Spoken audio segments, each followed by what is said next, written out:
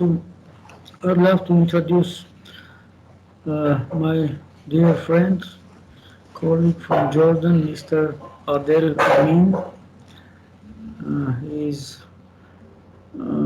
in tourism with huge background, not only in Jordanian tourism but also international tourism.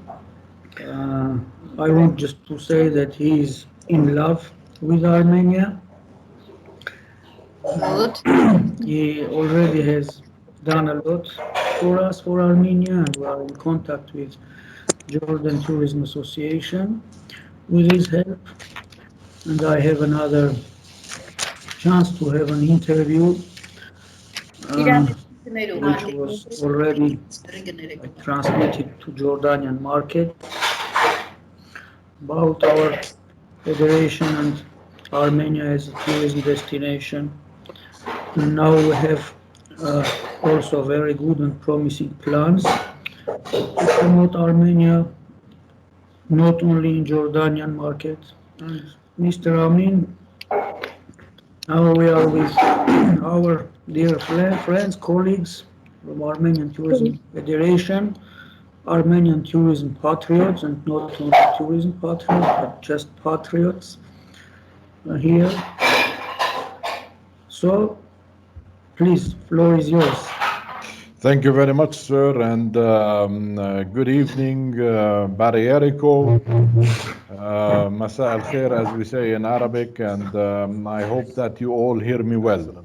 It's a great pleasure, actually, it's a great pleasure for me to be among you today, and I wanted to do this, as Mr. Apresian said, because of my dedication towards your beautiful country, Armenia, and for my very good friend, Mr. Apresian, and this friendship which started to grow day by day.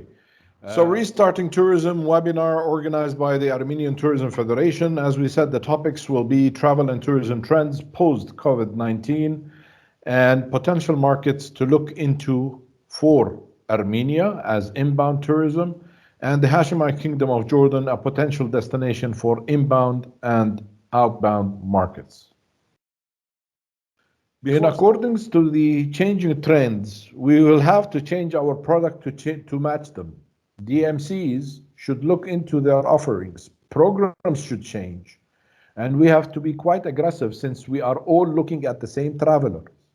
Diversify your offerings and reach out to smaller groups via associations, because travelers will not tend to travel in big groups. We will witness, as we have witnessed before, but now it will be more and more FIT travelers.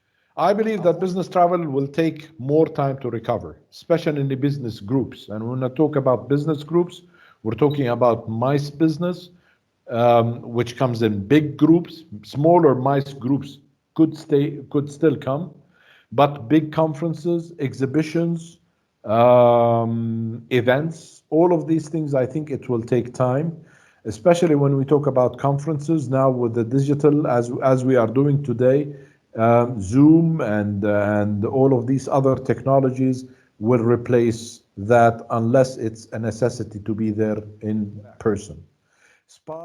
When we say Armenia, what is Armenia all about? What do you think when you hear Armenia? For me personally, the first thing that comes to my mind is churches and beautiful architecture. But Armenia is also this, and also this, and this, and this, in addition to this, and much more. So, passing the message to the world that Armenia is not only a country of religion, although this is very important. You are the first Christian nation in the world, and we in Jordan, the birth of Christianity was in River Jordan. We share this together, but still we have many other products that we need to focus on, not only that aspect of churches and architecture.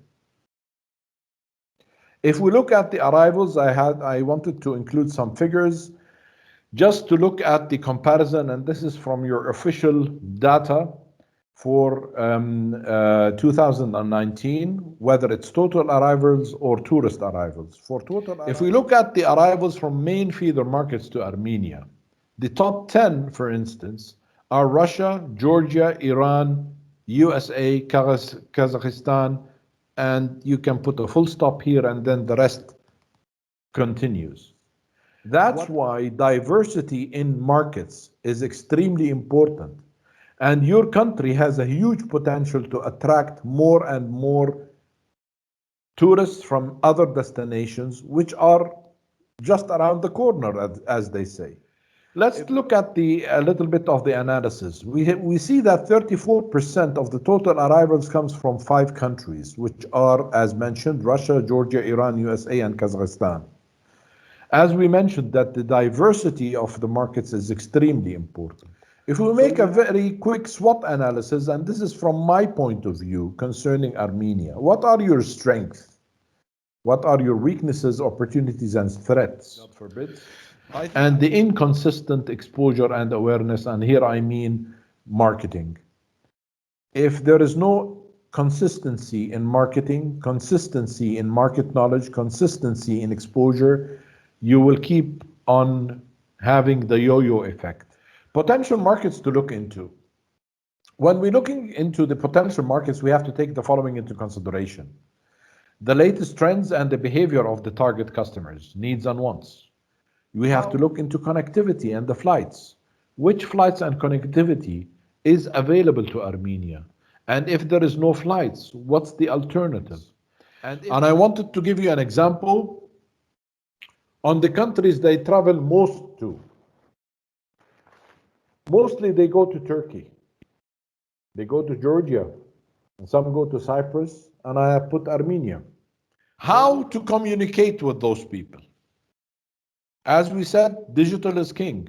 And definitely social media. This information is quite useful. If we look